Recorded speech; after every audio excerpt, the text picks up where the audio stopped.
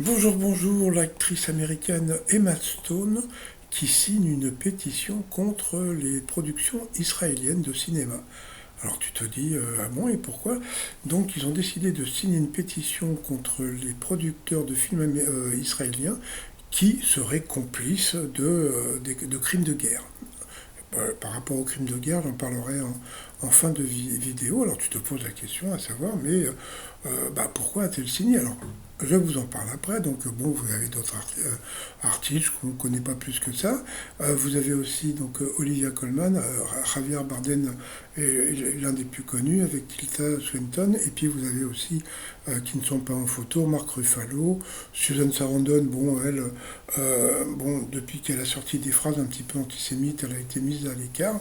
Et puis alors, mais là, tu te poses la question, tu te dis, mais pourquoi Emma Stone a-t-elle signé cette pétition?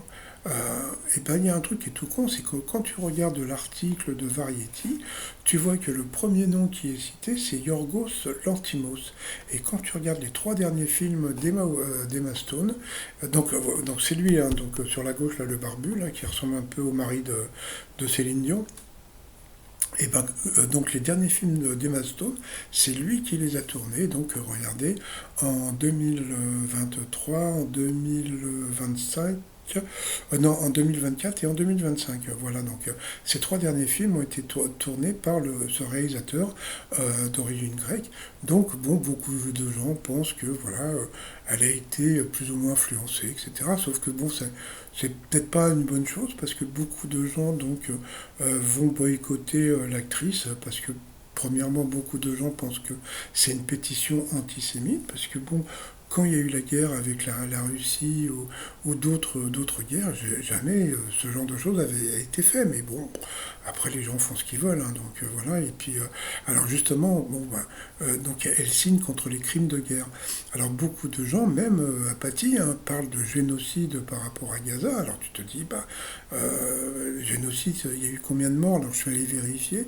Il y a eu 68 000 morts à Gaza, d'accord? Et il y a un internaute qui a trouvé un truc.